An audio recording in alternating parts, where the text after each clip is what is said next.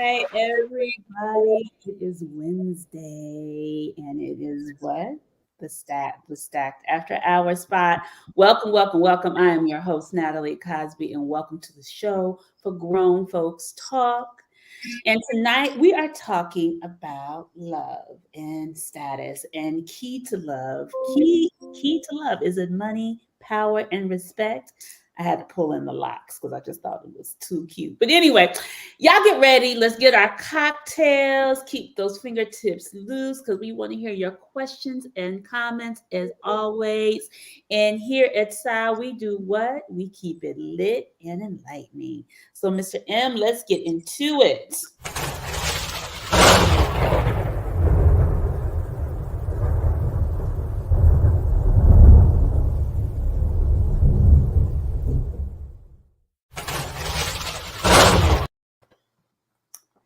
Hi, sunshine.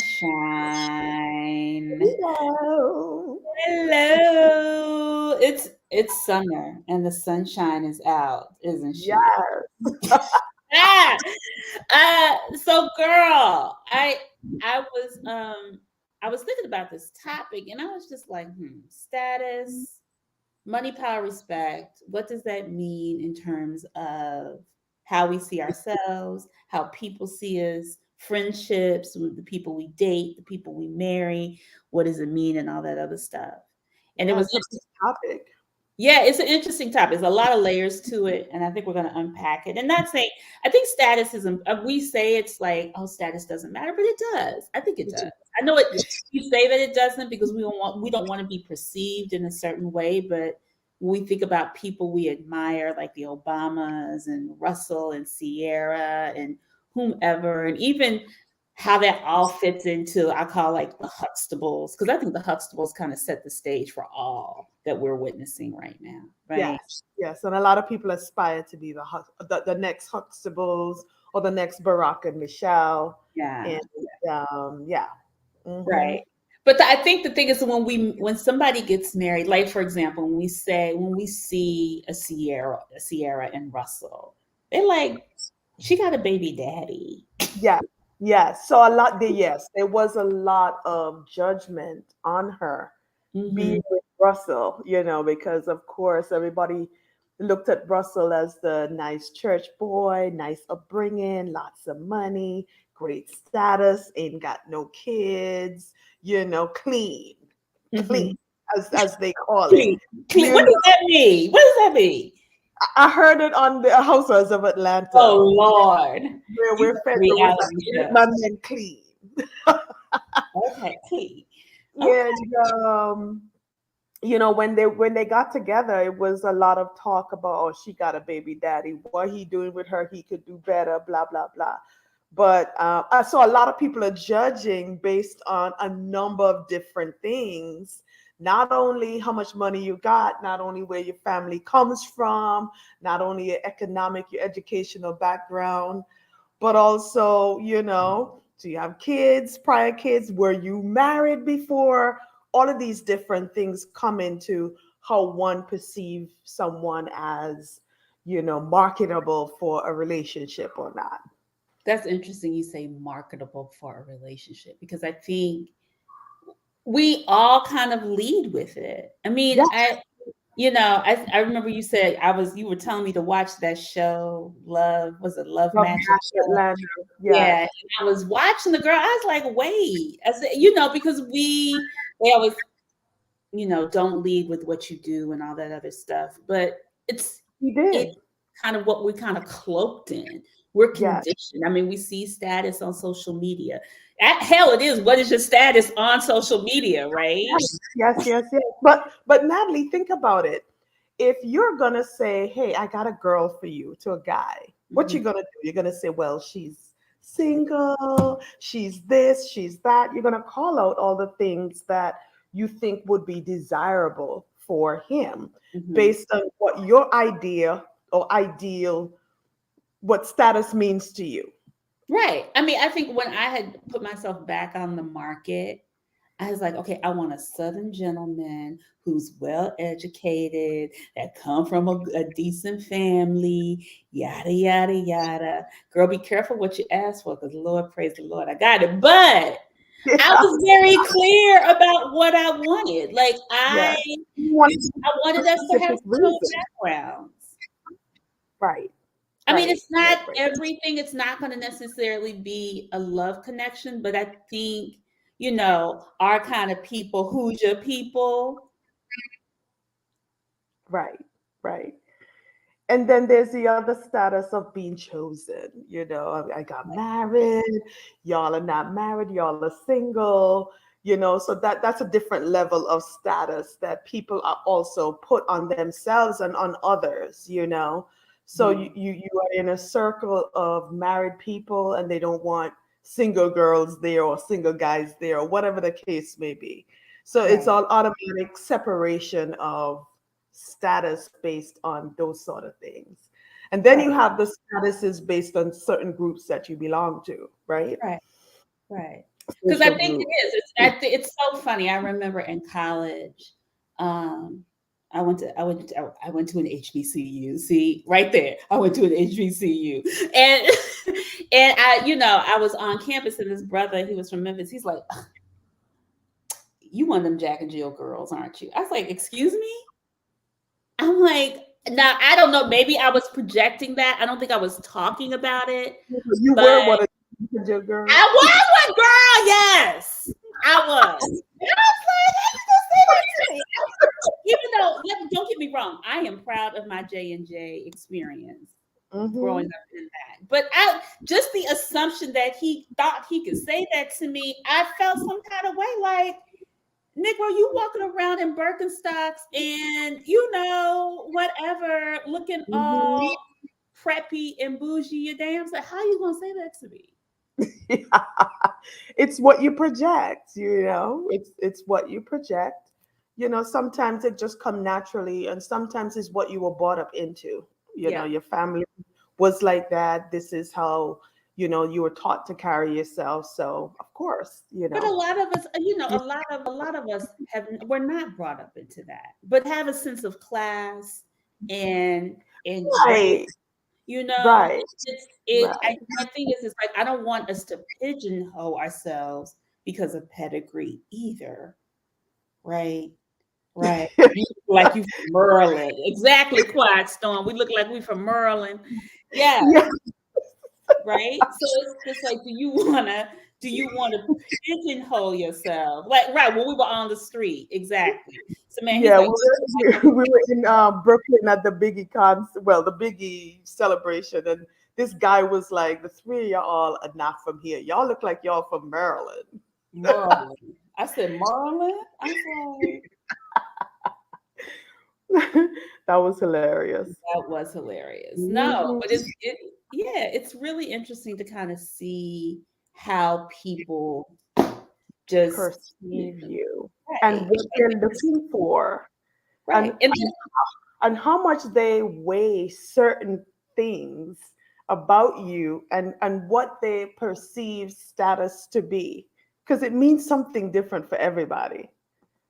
exactly, exactly, exactly, exactly.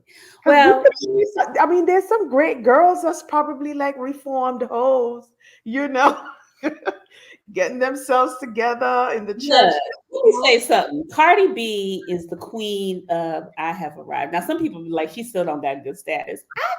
I beg to differ. I mean, whatever. You You know, know, it's his own in this new day and age. But anyway, let's bring our guest in, because our guests are gonna help us unpack this shit today. Yeah.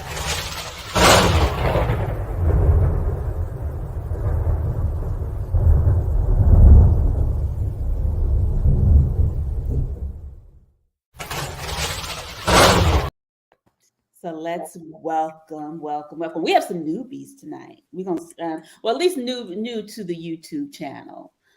They've been in Stacked After Hours within our face group. So I want to welcome our lady tonight. She is a CEO of and also she is a cannabis influencer in DC, Miss Robin Bell. And Oh, she's this new to is her. this time. She's new to E17. marriage. She's new to marriage. Look at all smiling and going. Y'all see that sparkle? You see that what happens when you I'm married now. Woo, woo. Okay. Anyway, I'm sorry. I digress. We're gonna come back to you, Robin. Yes. Uh-oh, she's stuck. She's stuck. So her Wi-Fi is not working. So I'm gonna go and try to introduce the next guest. The next guest is Errol Gould, project manager, and he loves to travel. Thank you. Great. Welcome, Errol. Thank you, Sunshine. Y'all know I got janky Wi-Fi. I live in best style. And then the next person you need to introduce now is Kwame, our Mr. Miss Plaza. Brooklyn Bachelor. Ah! Go on, Refine. Come on with the pipe. You know, he walks around these streets with Eric Adams, giving us all his amongst political. other people. Yes, he's an influencer. He's an influencer in the Brooklyn elite. Okay, so let's go ahead and jump right into this, y'all. So we're talking about money, power, respect, which I kind of define as just like our own status, social status. So what does status mean to you guys? And Errol, take yourself off of mute. Go ahead, Errol.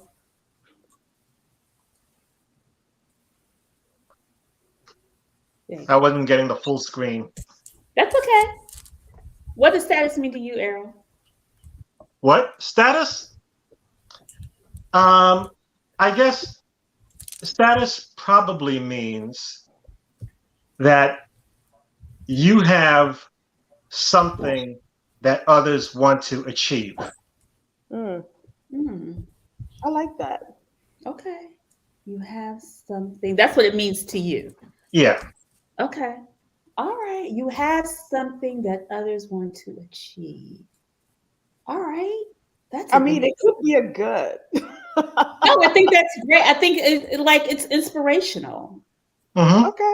right? Yeah. It could be something that's inspirational. Got Because it. I mean, the way I look at it is, if you perceive somebody as having status, I assume that means that you're thinking that they have something above you, Mm-hmm. Right. and that and if you feel that they have something above you, at the same time, I'm thinking that's the level that you want to get to. I mean, because if you perceive that to be status or something great, that's something that you're trying to attain. Okay, so status is striving to you. That's how I'm taking that. Striving for something better, right? Okay. All right. Or you just need to be better. Okay. Or you just need to be better. Robin, Natalie. what does status mean to you, love?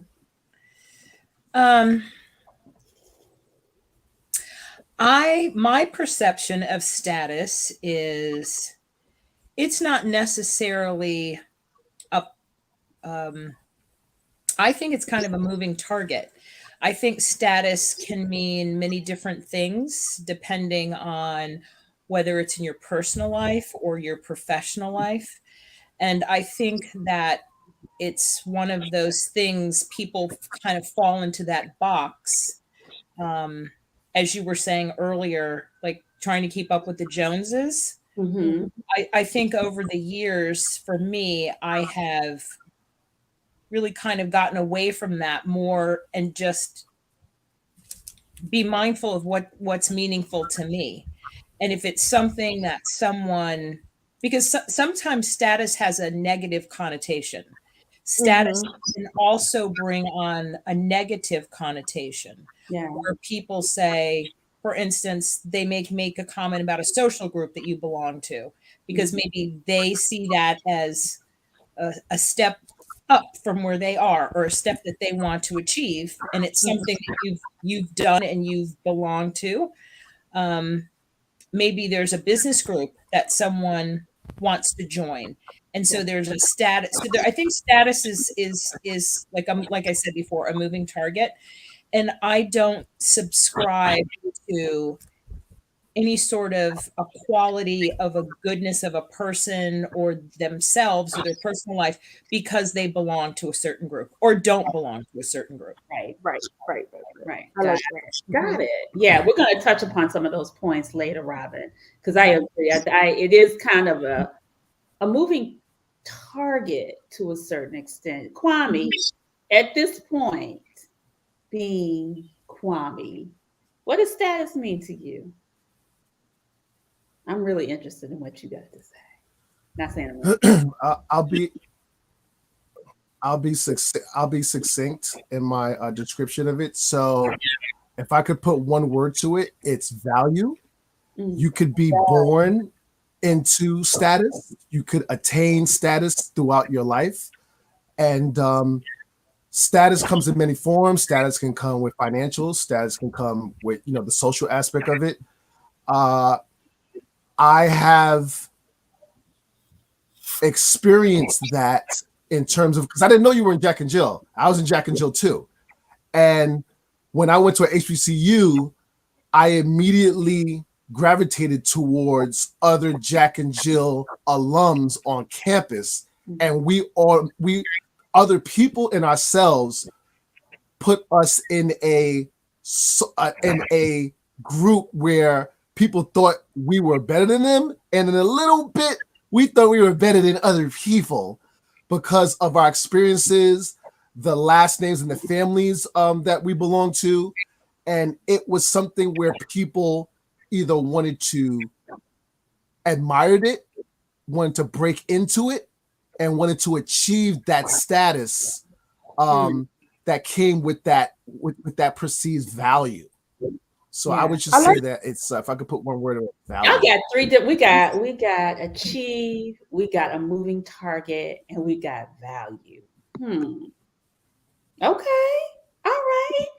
I do. So it's interesting because now at this age, I'm like, in life, what shapes your status now?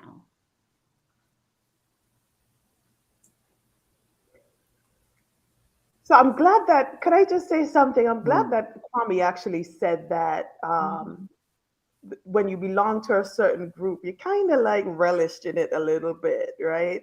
There's some people that relish in it, and there's some people that's just quiet about it. I didn't know you were in Jack and Jill, Natalie, until today, actually. So you're definitely not one of those people that's like, I was in Jack and Jill, I went to HBCU, I'm a Delta, I'm a this, I'm a, whatever it is, whatever social groups you belong to, right? But there's some people that actually use that as a status builder to make themselves better. Right. Because of course there's some people that don't belong, so they use that as value to upgrade themselves. Yeah. Sunshine, can I just add something to that? I think sometimes too, people use belonging to different groups as well to validate themselves. Yes. Not what other people think or perceive. It's valid, it's self-validation, because if you have someone who's got self-esteem issues, or you grew up poor and then you've done well and now you've got a big house and you've got an expensive car. I think that has a lot to do with it, as well as I think a lot of people don't have the same level of exposure. And when you have a lot of exposure at a young age, if you've traveled, if you've gone different places, you just live a certain lifestyle, you're exposed to things that other people who are not in that same sort of socioeconomic place that your family may be, they don't have the same exposure. And a lot of times that's what gives you the perception of having a higher social status is exposure. So I think, so it's so funny because I wanted, Mr. M, do we have that graphic about social status versus social class? I think we had a graphic about social status versus social class. And it was really interesting because social status has nothing to do with money. I mean, it does to a certain extent, but it's really about your influence and how you move through the world. right? Mhm. Because some people, you may be perceived, when we can find that graphic, I'll share it. You may be perceived as somebody who is of a certain stat. Like I think Carly, and I don't want to use her, but she's probably the most prevalent. Thank you, thank you, thank you, thank you. So social class is basically your upper class, middle class based on economics solely. But your social status is really kind of about the groups that you're associated with, how people perceive your status, right? So you may be making $75,000 and living like you are an upper class, because upper class is supposedly over 250,000. And I don't want to get into the money of it, but it was really interesting when I was doing research on this topic, because I was just like, you know, I belong to Jack and Beats. So it really is interesting how the influence of who we surround ourselves with, who we marry, Yeah. who we date is. We try to say it's not important, but it is. It is. It's a human thing. Yeah. Thanks, Mr. M. But continue. It is. Yeah. Yeah. And so I was thinking about it. I was just like, Robin, you said something about, do we still, even in those small things, find ourselves, because I think Errol talked about it, keeping up with the Joneses. And how does that look now? Right? Even though we may not be doing everything, but we may see like something, I'd be like, girl, you inspired me. Because I don't think it's always negative. No. It's not. I agree with you, Natalie. I don't think it's always negative, but I think too, we have to take into consideration that the over exposure that we see on social media of different people on television shows, on whether it's, sports related, XYs of sports figures, I don't want to call any particular shows out, but we could certainly sit here and name them.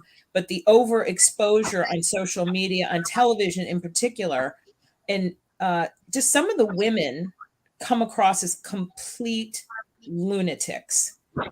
And you look at them and you say, why would anyone want to be friends with these people? But on the other hand, a lot of this it's very produced. It's not really a reality show. It's very produced. It's produced, You see these people, they're wearing designer clothes and they're getting their makeup done and they're traveling, but that's not real life. No. But I think the thing is like, for example, I mean, Errol and Robin, you're recently married. Errol, you've been married for a long time. Robin, you're recently married right now, right? So there's a status in being married, is it not? Like when you were and what role does that really play into looking, whether Robin, since you being recently married, and Kwame, I know you're single now. What role does status play in who you choose? Or who you chose, yeah. Or who you chose. Thank you. Who you choose or who you chose. Thank you. Errol? Well, I think in dating, you look for generally, at least for me, you look for somebody who is in the same as what you perceive your social class to be. Because at least me, you want to be able to move with people that can move with you at the same events and spaces, etc. You want somebody who's comfortable in those environments. For me, I look for somebody that can be in the boardroom or can be in the dirt. Just have a range that they're comfortable with. Thank you for saying that, because a lot of people don't admit that. You need to have somebody that's rolling in the same social circle and can be or at least comfortable. Yeah, be comfortable there. Yes. Because the thing is, not everybody will have the same exposure, but you need somebody that is self-confident enough that if they're in a new environment, they can deal. Yeah. Right. Right. And Robin, then go ahead. I was going to start talk about Yeah. the social climbers, where I think Robin was getting at, where those people are name dropping to make themselves feel, like a bigger, bigger deal than who they really are. Right. Right. But Robin, I wanted you to kind of talk about your, in being newly married recently, 7 months. 7 months, but Yep. in that, in meeting him, what was the first introductory conversation? And what So was said for you to be like, so What over we the we edge? we actually met in Tampa at a medical cannabis conference 3 years ago. And his favorite cousin is a very dear friend of mine, has been for almost 20 years. And she introduced us, invited me over for a barbecue. And there was really if Glenn were sitting here right now, he would tell you that when he first met me, he wanted to strangle me. He couldn't stand me. And obviously he overcame his dislike of me because now we're married, but there was no chemistry between us when we first met. I was not looking for.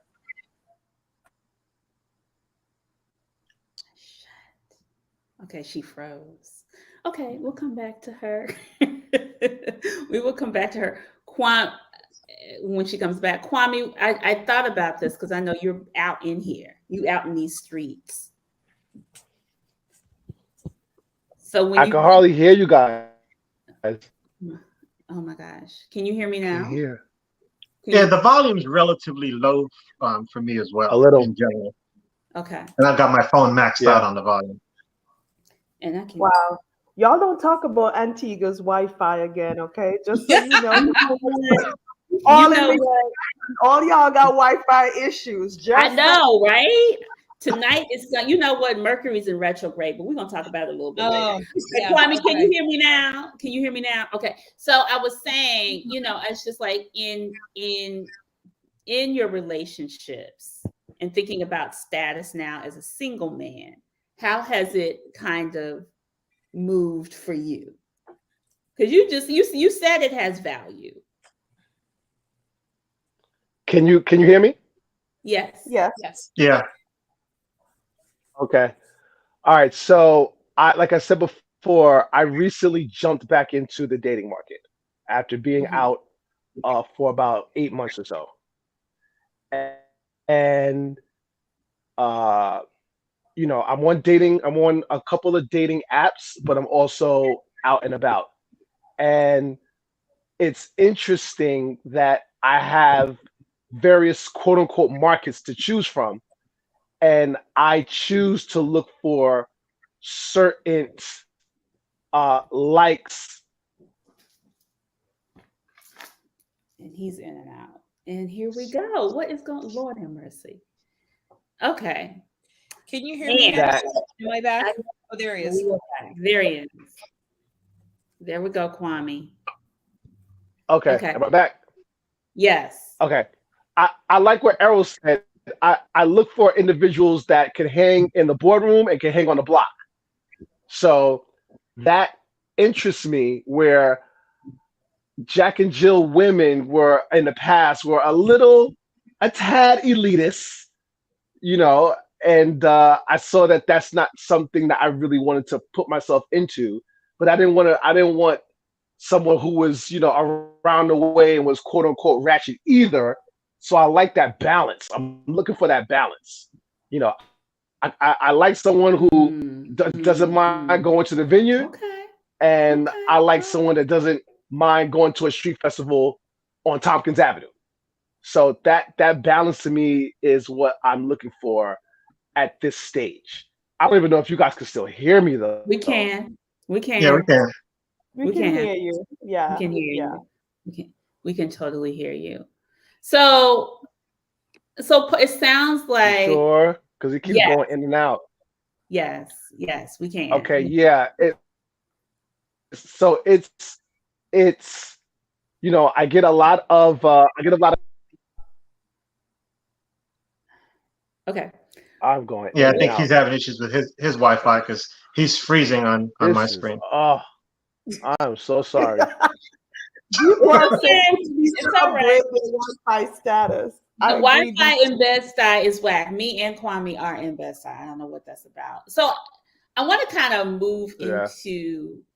into more so talking about our relationships and the whole, I call it the Huxtable effect, because I feel like the Cosby Show, at least for me, kind of set a standard, or as Errol said, of like what I want my relationships to look like when I was young. I was like, oh, this is perfect. They love each other, they're fun, they're cool, they have the cool friends, their kids are beautiful. Yada, none of that happened clearly for me. And I'm cool with that. But it was but I think about it and I was just like, it gave especially Black folks of a euphoria of like, okay, we can be this. It's an opportunity to see Black life portrayed in some kind of responsible manner, right? So when we think about how that view of relationships, and it kind of set, for me, it set somewhat of a checklist. And I think we've had these checklists, and I kind of want to talk about like, what are the checklists that you have made in your relationships as of now? And I know both of you guys are married, but Errol, I know you've been married for a while, but I just like. No, actually, I'm a relative newlywed. I've only been married for 3 years Oh, okay. in this current marriage, Okay. that is. Okay. So we were together for 4 or 5 years before that, but we've only been married for the last 3. Okay. Mm-hmm. So how did the Huxtable affect, if it affected you, but what was your checklist based on, because I think the Huxtables gave us the Obamas, right? Yeah, well, Because we here's were, my thing on the whole Huxtable thing. huh? I loved that show. And I remember during that time, there were a lot of Black people who were saying it wasn't a realistic depiction of Blacks. But I knew people that lived that exact lifestyle. I mean, I know people that are considered or descended from like Black royalty in the U.S. I have friends that are descendants of the Delaney sisters, where the mother was a professor, the father was a doctor, etc. And they have a house in the vineyard, a house in Antigua, and that's absolutely the life that they live. So I always found it. Again, it depends on where you come from. In many times, in what you can perceive as being possible. Mm-hmm. And I just remember a lot of people saying, that's not realistic. That shows is giving a false thing. But to me, it was real. Not real for everybody, but it's real for some. And I thought it was a good thing to put out there to have people aspire to. Somebody said, Yeah. I need a Claire Huxtable. That's still my chip. Sure. Boys said crushes. Exactly. They love Exactly. them. That's what I was saying before. Now, Yeah. as far as me, my checklist, so to speak, was I wanted somebody intelligent. And intelligence to me doesn't necessarily mean that you've got 10 degrees, but you've got to be able to think on your feet, carry a conversation, and more than anything, have common sense. Common sense to me is far more important than knowledge. If you have common sense, you can think your way out of a box. Mm-hmm. So Amen. that was important to me. Then, of course, there's a physical, you got to look good. But the other thing as well is being West Indian, and I guess this goes back to what I was saying before, you have to be comfortable in different environments. When you go down to the Caribbean, it's a much different life, pace, etc., than it is here. So you've got to be able to deal with here as well as deal with there, at least for me. Those are things that were important for me. Okay. So again, like I said, from the boardroom to the But there meeting. was some class. But Errol, there was some classism in Antigua. But we're not gonna go Oh, there. for sure. Okay. In the Caribbean in general, it's or at least my take. In the U.S., it's black, white, race thing. In the Caribbean, you don't get that. What you get is classism. Yes. Mm-hmm. Yes. Mm-hmm. But you have classism in the Black community. You got your Well, talented you kids. do as well, but I'm saying it. I think it's more pronounced in the Caribbean in general. Right, You know, right. when you're introduced to somebody, you know, in a Caribbean, like your relatives introduced to somebody else, one of the first questions is, "Where'd you go to school? You know, what degree you Who's your have? This, family? Who's your yeah, what who's family you're from, et cetera." But yeah. I guess it's so funny because it's the same. I think it's the same dynamic with the Black American. We'd be like, "Who's your people? Where'd you go to school? Did you, What I you know?" find a little different with the Black community up here is the separatists um, kind of culture in based on the groups that you belong to. Mm, The Yeah, sororities, the fraternities, the different groups. You know, if you didn't belong to a fraternity or sorority, if you didn't go to an HBCU, all of that stuff is like, well, who the hell are you then? well, right. but I think what Natalie is saying, I think is true when you move in a certain echelon. I don't think all blacks up and down the scale think that way. You Right. know I what think you it's know a certain. I when mean, you're in the upper, yeah, they definitely do view you that way. But I don't think that's a generalization across the spectrum. right. But so Errol, you said intelligence, and she had to be flexible, so she had to be well rounded. It sounds like. Yeah. Yeah, Yep. yeah, yeah, yeah, yeah, yeah. Yeah, I think so. In your Huxtable effect checklist, Robin, what was some of your things as a single woman and when you met Glenn? Well, the funny thing is about the Huxtables is I think for many of us, that was a very typical family. I grew up in a family like that. My mother was a professional. My father was a doctor. My grandfather was a lawyer. I mean, so I grew up as many of us did in that arena. So that we were seeing ourselves on television.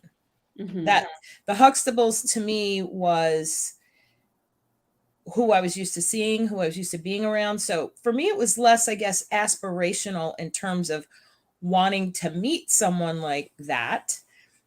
But I think for me overall, it's always been about, like Errol was saying, and Kwame, you want to be with someone who understands you at a deeper level than what meets the eye, because you can be the most handsome man in the room, you can be the most beautiful woman in the room, and if there's nothing upstairs, it doesn't matter.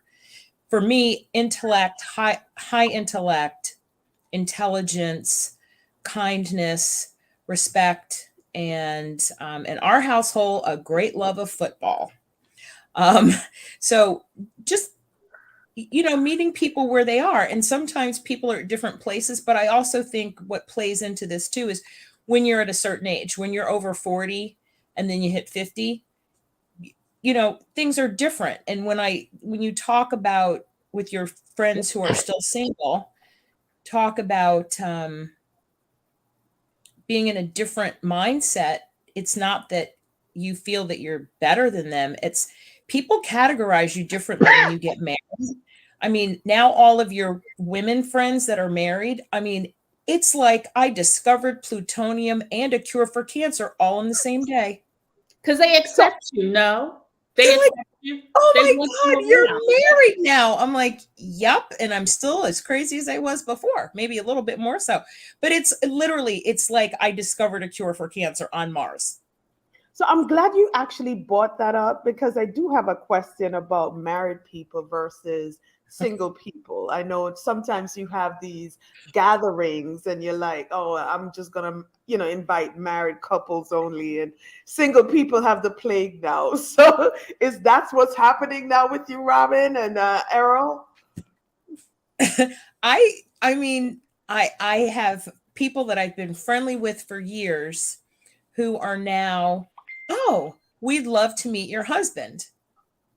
And because I'd love him to meet my husband. And we're going to do this and we're taking a couples trip and we're doing this. So when you get married, you have a couple world, but we both still have our separate friendships. And my friendships I value very, very dearly. So my girlfriends that are still single, and I have a few guy friends that are still single, we still do stuff together. I mean, it's a little bit different in that I don't just leave the house. I will say, hey, I'm going to go out with so and so for a while. We're going to go out for drinks or whatever. Do you want to come? Or I'll be back in a couple hours, and it's not a big deal.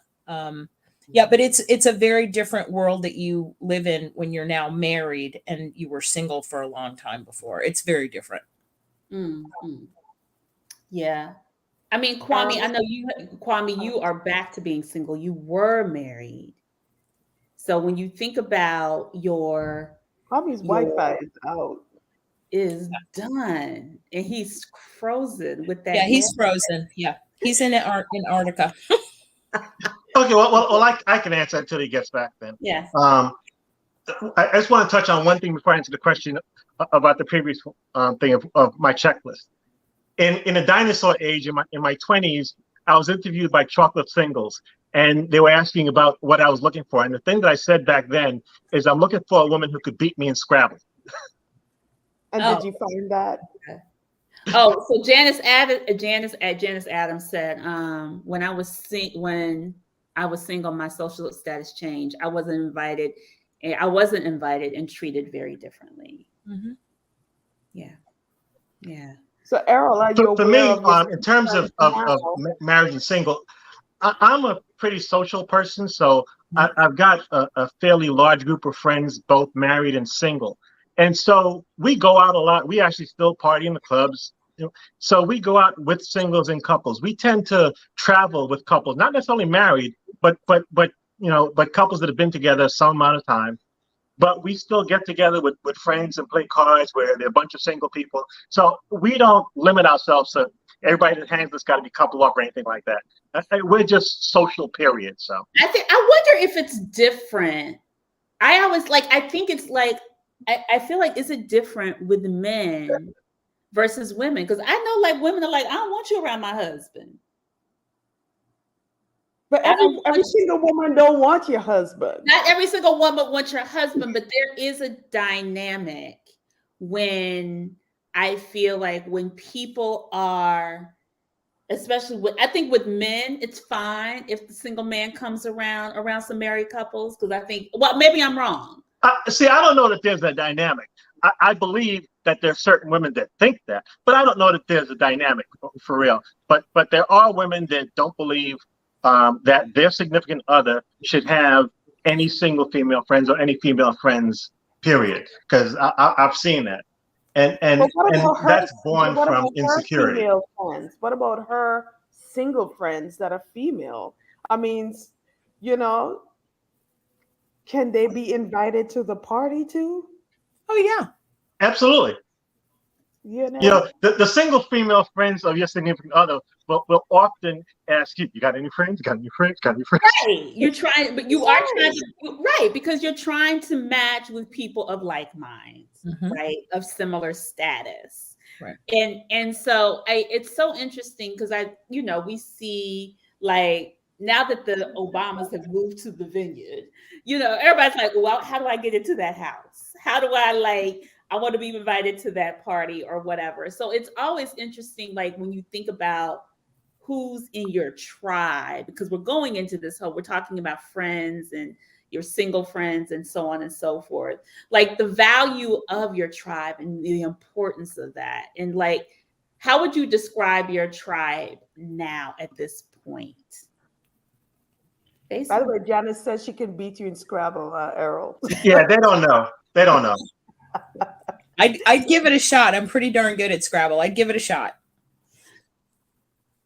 So thinking about your tribe, what are some of the things that, how would you describe them? I'm sorry, Natalie, say that again.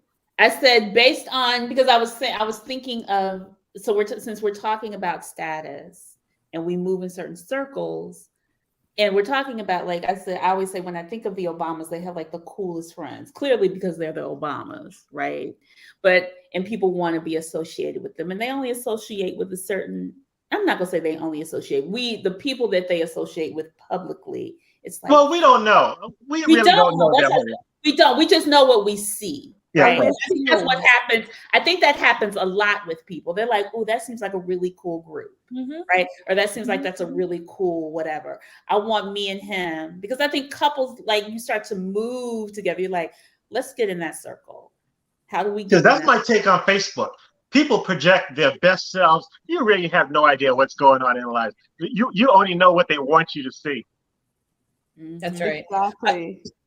I think social media, Errol, to your point, can be a good thing, but I think in many instances it's very detrimental, because you look at what people are doing and you're like, oh, I want to I fly. want to do that too. Right. I want to fly first class to Paris, and I want to stay at the Plaza Athénée, and I Yeah. want to go to Chanel. And okay, you can do that. You don't need, you can wrong with fly that. economy, you save your money, you go buy your Chanel bag. I mean, you do whatever you want to do, but it's more of want.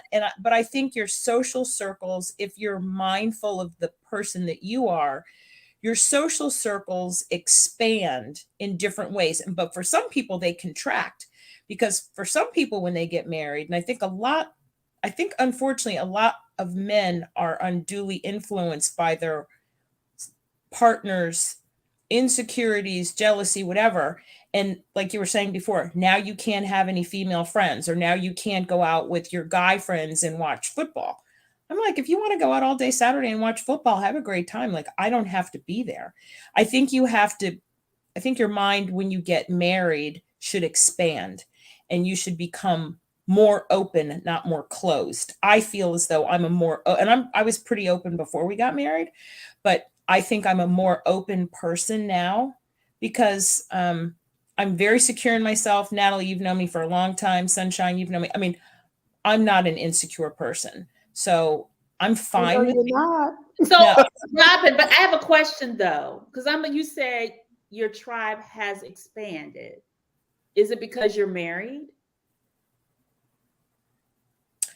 That's part of it, but I'm also very outgoing. I do a lot for my business. I do a lot of speaking. So, I would say that has something to do with it, but I wouldn't put it all down to that, because I've always been an extremely social person. Okay. And yeah, no, I think that has something to do with it, but that's not really the driving factor, because my husband can be pretty chill and not want to do stuff. So I'm fine. I do a fair number of things on my own. If he's something that he really doesn't want to do, I'm like, okay, well, see you later. Okay. And he's cool with that. All right. That's Kwame? great. People that can be happy by themselves. That's another important thing for me. Very important. Yeah. It's funny when I was thinking about the tribe, and we were talking about, I call it group culture, the Jack and Jills, we're all three of us are in a social group together. And how does it affect your outlook in your tribe? And then also the status that happens within those groups are very interesting, right? And it unmasks this. It's like this mean girl syndrome. It's nuanced in elitism, but it's also part of, like, it's also like a belonging, right? Because I think as animals, because we are human beings, we belong to something. No? Yes. Very much so. Yeah. Well, because we're pack animals. Human beings are pack animals. And you need to spend some time by yourself to recharge your batteries. But overall, we are meant to live together, to commune together, to eat together. That's why holidays are such a big deal, because it's so much of it, especially in Southern culture, is based around who's cooking, who's bringing what are we eating, whose house are we going to. So all of that is very important, and it's very meaningful, because as we've seen, especially over the last couple of years, the disassociation for people not being together, we're seeing a lot more mental health issues. We're seeing psychosis. I mean, we're seeing people just basic, violence unnecessarily. So we're just seeing people who have not had a connection just fall apart. And so Right. for us, we were together almost all of the last 2 years. And that's when you know you really like somebody, is when, you stay with them in a 1 bedroom apartment for 2 or 3 weeks at a time. Yeah. So I want to go back. I want to come back to Kwame because he's back. Kwame, are you back? I'm back. Praise the Lord. So I'm gonna kind of because wait, Kwame, I felt like I was talking about the Huxtable effect and then how it kind of moves into our circles. And so I feel like with the Huxtables, we've kind of created this checklist of how we want our relationships to go, how we want to be viewed as certain people, because I feel like it set a standard. It did raise, somebody said it raised Generation X. I think Tony King said it raised Generation X. So I think for you, are you frozen again? No, He isn't. Okay. no, he's not. Okay. So I wanted to just really quickly, I just really wanted to I just wanted to ask you, now that you're single, what's in your checklist as far as status? So I grew up on the block I grew up on. They were all basically Claire Huxtables, and those were Mm, the women that I saw. A lot of my aunts, a lot of my mm, godmothers, they were all teachers and principals. So I grew up around that Claire Huxtable type. But then on my mother's side, at 103rd Street in Spanish Harlem, I grew up around another type of woman, which was a little bit of the opposite of the Claire. So that's in the beginning. That's where I said I have an affinity to both sides. mhm. But to answer your question now, um, I don't take myself as serious as I did when I was in my 30s trying to climb the corporate ladder, trying to fit in. I like a woman who's into her career but doesn't take herself serious and likes to wind down and enjoy life and have fun. I put value on that. And the social circles that I move in, to be honest with you, I like at times hanging out with my married friends. Uh, my some of the married guys like quietly live vicariously through me, but then I admire my married male friends. I admire their stability. I admire their consistency to being with one mate. I admire, them having a life where they value home life, they value work life, and they value their friends who are also mostly married. And then I have the ability to also jump into the single world and swing from the chandeliers and be wild with my single friends. I just, I like that too. But as I'm getting older, the swinging from the chandeliers, it's getting a little tiring spinning around every night. I look at my male married friends with admiration because I would like to be married again at some point. Okay. So, Natalie, can I just say he sounds like how someone described how they wanted their girlfriend, which was like Condoleezza Rice that looked like Cardi B. Yes. He was. I call him Claire Huxtable. Y'all remember Miss Johnson in Friday? That's what Kwame. Kwame, is that what you're looking for? You got a little bit of Claire, and you got a little bit of Hey, Miss Johnson, as she's I, watering the I lawn. Yes. yeah, I like that balance. That balance turns me on. I Because see if we're that. Uh, in I can hear it. I can see it. Miss And Parker is Miss Parker. Miss Parker, Miss thank you, Parker, Miss hey Johnson. Miss Parker. Hey, Miss Parker. Hey, Miss Parker. Yeah. So I coming back to as we wind down, right? And like I said, look, we're all people who have been successful and so on and so forth.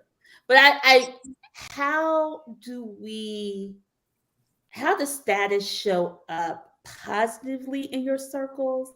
And what are some of the challenges that you see now in your circles of friends?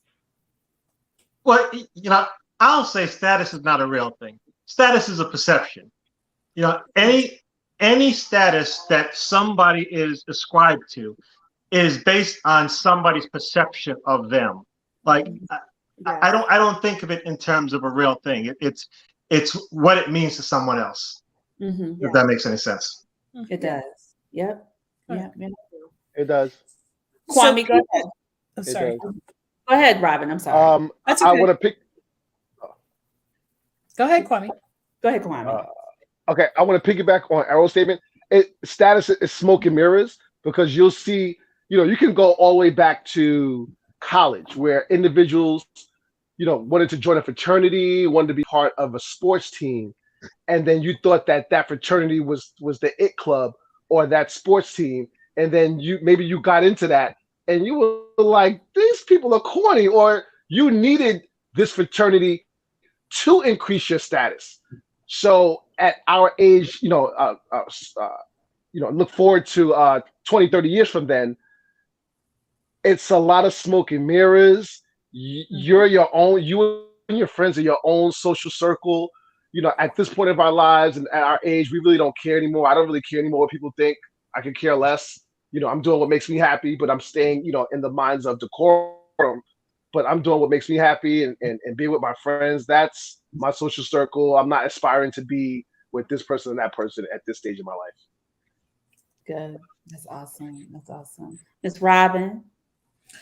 I just think it's really important to always be true to yourself, and you have to always believe in yourself and always believe and try to be the best person that you can, because when you are accepting of yourself, you can open yourself up to others and other experiences. And I just think that being married for me it's really kind of an expansion of who I am. It's, you always, when you're younger, you think, oh, I'll get married and have kids, and your life goes along. That doesn't happen. And then you meet someone and you're not looking for it. And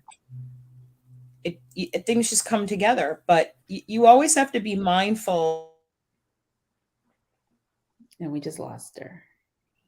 I think I just lost you, Robin. Oh, she went to sorry. mute. I was on That's mute. fine. Sorry. I said that, I'm sorry, the energy that you put out there is what you bring back. So you have to be very mindful of the energy that you put out. Because if you're going to put out negative energy, that's the kind that you're going to attract. Right. That's true. And I think a lot of people, men and women, miss that point. They do. I think they miss that point. So if you can put the kind of energy that you want to attract out there, you never know what's going to happen. Yeah. Yeah. I believe status also is, as I say, the concept, it's more important when you're younger. Because when you're younger, you're less secure in yourself. So you're measuring yourself against others. I think as you get older and more comfortable in your skin, you don't even have that concept of status per se, because it doesn't matter. So long as you're confident in your skin, you do what pleases you, and you're not worried about what anybody else thinks of you or what you think of somebody else. But you don't think of somebody else as better, than you or anything like that. Right. And somebody said, D-Part said, bruh, Kwame, there are grown ass men, 40, 50 years old, joining fraternities. I don't see anything wrong with that. If that's something that was on your checklist, and some of those fraternities do really good work. But there are some people who still want that. There are certain people who enjoy the social groups and so on and so forth. But I think the thing is, it's just like you have to understand the essential things you put out there and what are you bringing to the table and what do you want your circle? Because I think the thing is there reciprocity? Is it like what are you bringing to the table and what is expected at your table too? Mm-hmm. True. Real quick, Nat, my mentor, when I was at my firm, when I was on Wall Street, my mentor highly suggested that I get married because it would help my trajectory in the company to be amongst the other married men, to make them feel better and to make, for it. He said it didn't look good you being one of the few single men in a company where most of the men were married, and when you would go to company picnics or company dinners, you would be the only single guy, and then sometimes the wives would laugh at your jokes or just wanted to be with someone other than their husband for the moment. And it wasn't anything duplicitous or anything like that or scandalous, but it was, that player energy, the perception, even if you're not that, sometimes perception is reality. And it just, he kept saying it just would look better, even if you were in a stable relationship, but if you were married, that would bode well for the trajectory of your career. And I never forgot that. I mean, I think in all truth, marriage is status. I mean, there is a sense of I've never been married, and so I think a part of it is perception, part of it is whatever. But I think based on the structures that we live in, there's a reason why we do it. Could I just say it, I guess in closing, because we're a little bit over that, when I was married, Natalie, I was treated differently from now that I'm single. It is a difference, and people look at you differently, and people treat you differently.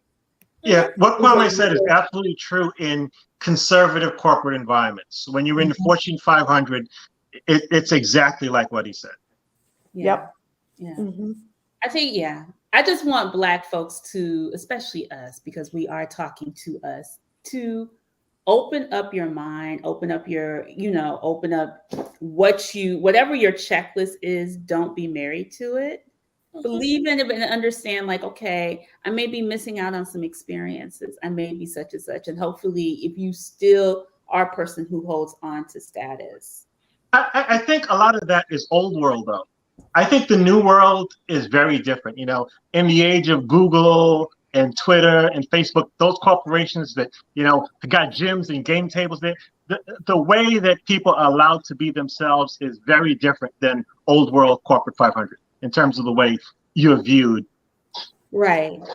So you can go to work in shorts and sneakers and tattoos and make $300,000 a year these days. That is true, Errol. That is very true. But I think the mindset, especially for our generation, hasn't necessarily changed that much. Not a lot.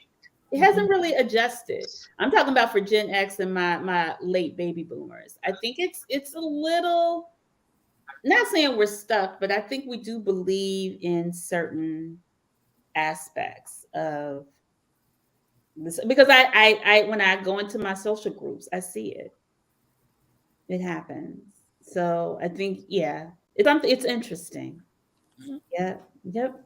Yeah. So we're going to take this into the after party as we unpack more. But I do want to give everybody a quick final thought, just a real 10 seconds of just like, what are some essential things you want people to understand, like really what is important at this point, no matter what your status is. I'm going to start with Robin. Ladies first. Okay, thank you. I would say respect for your partner, whether you agree with them or not. Respect their ideas, respect their opinions. I would say love them for who they are. Don't try and change them. And I think it's very important to have a really deep level of intimacy. And I just mean conversation, kissing, holding hands. The touching is very, very important in a relationship. And a lot of people lose that. Yep. Okay. Errol?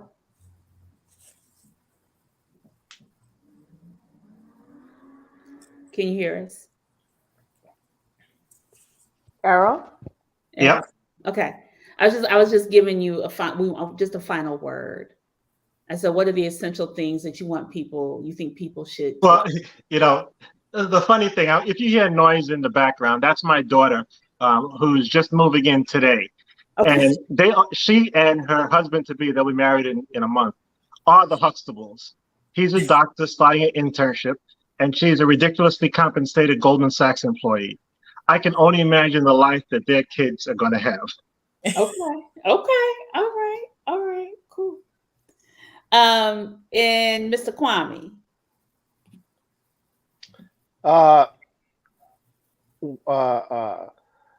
It's at the end of the day, it's your life.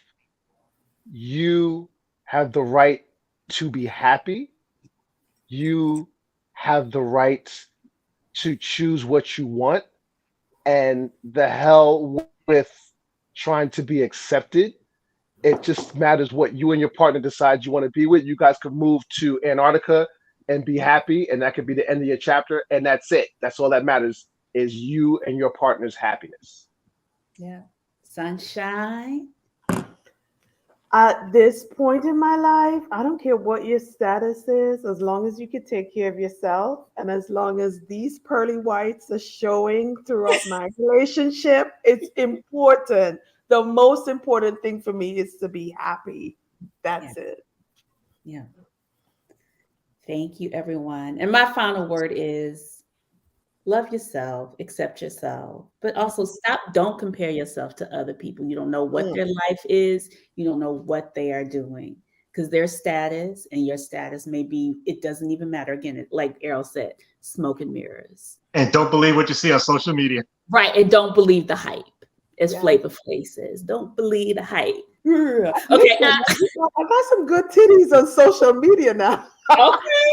But anyway, we're taking this into the after party. We'll see y'all there. We're a little bit over. Take us out, Mr. M. See y'all next week.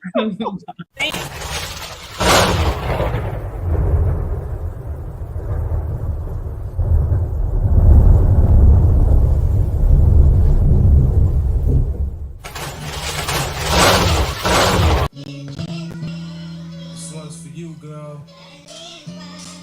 Something special. I asked the man upstairs for someone like you. A little after that, she's in my view. Nobody makes me feel the way you do. You the blessing in my clutches, girl, I can't lose.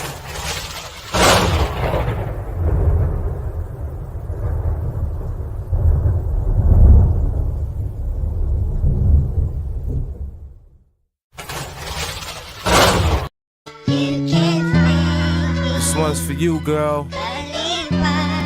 Something special.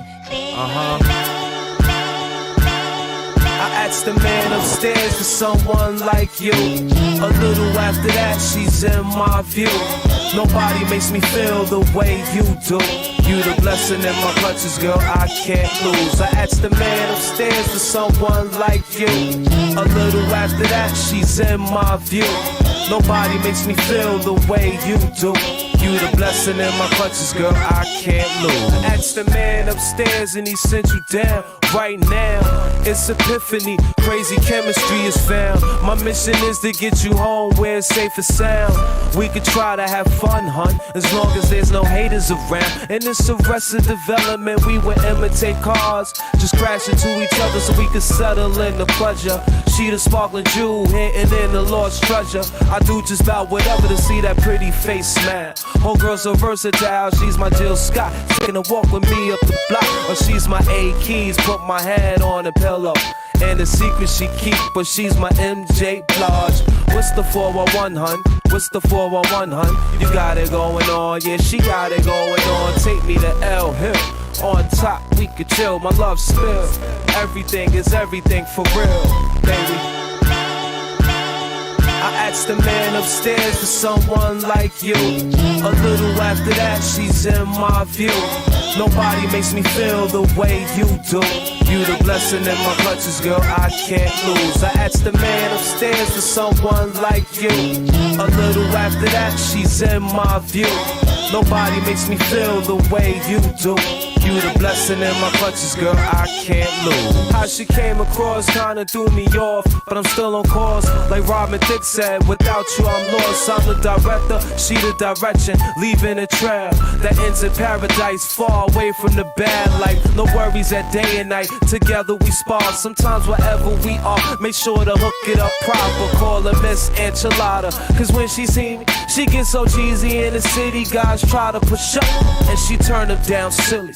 I'm the only one that can take her to Philly without whipping it really. We still skate to a great escape. She gets so weak in her knees and brought to bag like TLC. She said she need it in the morning, similar to MC Light, huh?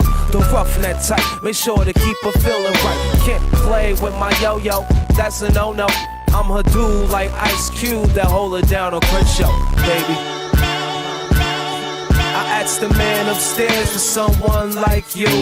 A little after that, she's in my view. Nobody makes me feel the way you do. You the blessing in my clutches, girl, I can't lose. I asked the man upstairs for someone like you. A little after that, she's in my view. Nobody makes me feel the way you do.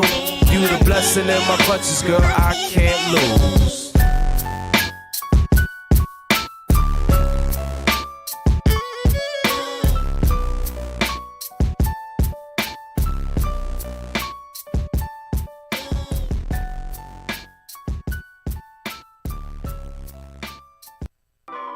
Join Stacked After Hours, The Spot,